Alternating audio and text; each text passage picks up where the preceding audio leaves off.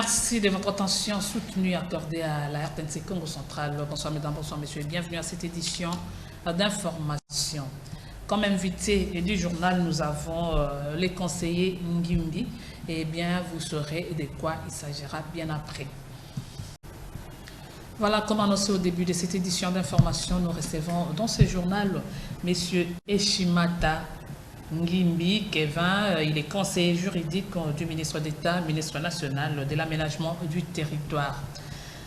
Bonsoir messieurs. Bonsoir madame et merci de nous avoir invités sur votre plateau. Oui. Nous personnellement, nous savons votre raison d'être sur ces plateaux, mais pour les autres, nos téléspectateurs, qu'est-ce qu'ils peuvent retenir? Quelle est votre raison d'être sur ces plateaux? Alors, une fois de plus, je réitère mes remerciements pour cette invitation qui nous donne l'occasion de donner la raison d'être de notre présence ici dans la province du Congo central. Au fait, nous sommes au Congo central dans le cadre d'une mission officielle diligentée par son Excellence Monsieur le ministre d'État, ministre de l'aménagement du territoire, Maître Guy Loando-Mboyo, une mission qui consiste à révisiter les cadres et structures organiques du secrétariat général de l'administration de l'aménagement du territoire. Et comment vous pouvez procéder à cette révisitation, ce départ? Alors, cette révisitation qui va s'opérer pendant toute cette semaine, c'est une action qui est inscrite dans la feuille de route des actions prévues dans le cadre de la réforme de l'aménagement du territoire. Comme vous le savez, par l'ordonnance du président de la République en 2021, son Excellence Monsieur le Président de la République, chef de l'État, avait désigné son Excellence, Monsieur le ministre d'État, ministre de l'aménagement du territoire, en lui confiant la charge de pouvoir poursuivre la réforme de l'aménagement du territoire. Et parmi les axes de la réforme, il y avait un axe qui consistait à redynamiser l'administration, c'est-à-dire à mettre en place les services et les structures compétentes en vue de pouvoir accompagner cette réforme engagée depuis 2015. C'est dans ce sens que nous sommes là pour revoir les différentes directions, les services et les autres structures internes de l'aménagement du territoire au niveau national. Et c'est quoi l'aménagement du territoire? Exactement, je m'attendais à cette question parce que l'aménagement du territoire, c'est carrément un concept qui est de plus en plus évoqué dans la sphère politique et même dans l'opinion publique. L'aménagement du territoire se présente de manière simple comme cet outil qui permet à l'État de pouvoir planifier l'occupation de son espace physique. Ça, c'est un aspect, c'est-à-dire aujourd'hui, nous sommes la République démocratique du Congo.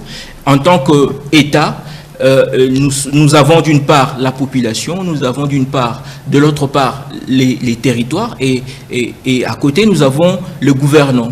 Pour permettre à ce que l'action de gouvernant puisse s'étendre et atteindre la population partout où elle se trouve, c'est donc important à ce qu'on ait un outil qui permet à l'État de pouvoir planifier comment est-ce que l'espace physique du pays sera occupé, comment est-ce que les activités seront organisées, c'est-à-dire aujourd'hui où est-ce que les activités minières peuvent être exploitées, où est-ce que les activités forestières peuvent être exploitées, également où est-ce que les activités commerciales ou industrielles peuvent être utilisées ou exploitées. C'est donc un outil important dans le cadre de la gouvernance qui mérite d'être mis en avant et propulsé au plus haut point.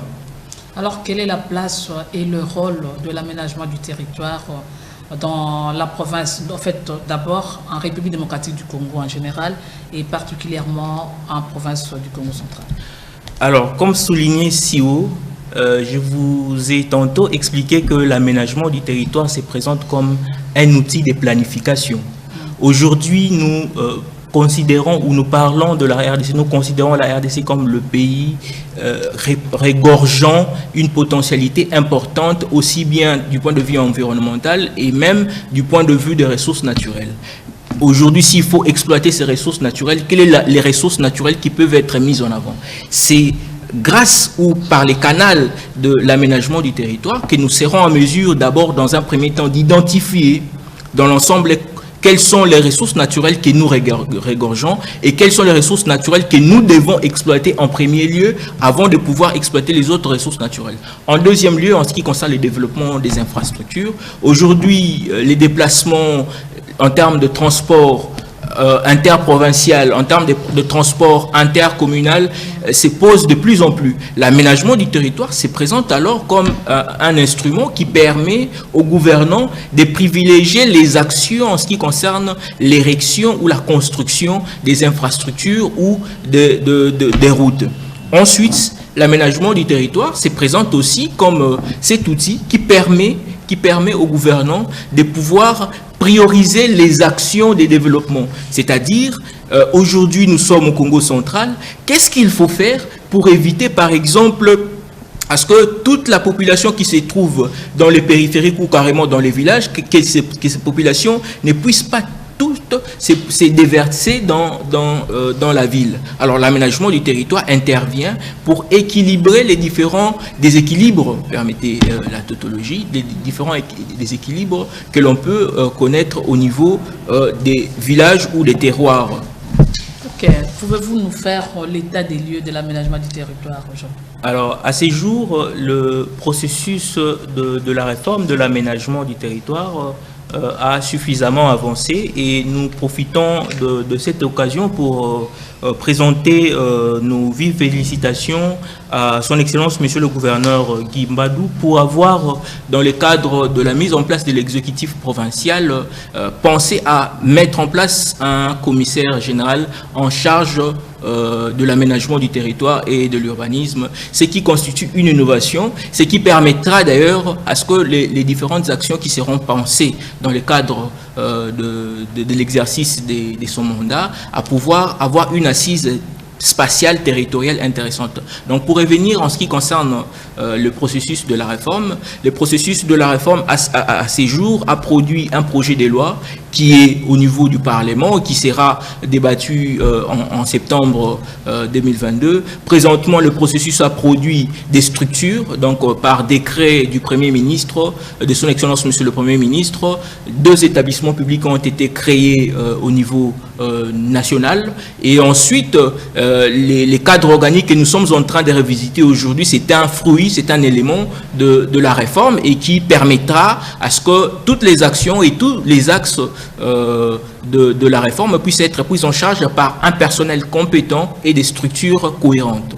Donc, c'est également ça les grandes lignes de la réforme. Il y a également les outils de planification spatiale qui seront bientôt mis en place, c'est-à-dire on aura dans les jours à venir un schéma national d'aménagement du territoire qui permettra à la République démocratique du Congo de situer là où les exploitations minières pourront se faire, là où les exploitations forestières et les exploitations des hydrocarbures pourront également se faire. Donc voilà en quelques lignes les actions réalisées dans le cadre de la réforme. Bien évidemment, cette réforme est encore en plein chemin.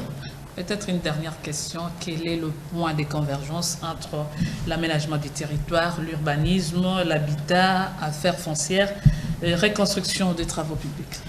Alors, pour cette question qui a une dimension pédagogique, c'est que l'aménagement du territoire, c'est les planificateurs, c'est les gestionnaires du domaine de l'État. L'État, en tant que personne morale, a un territoire.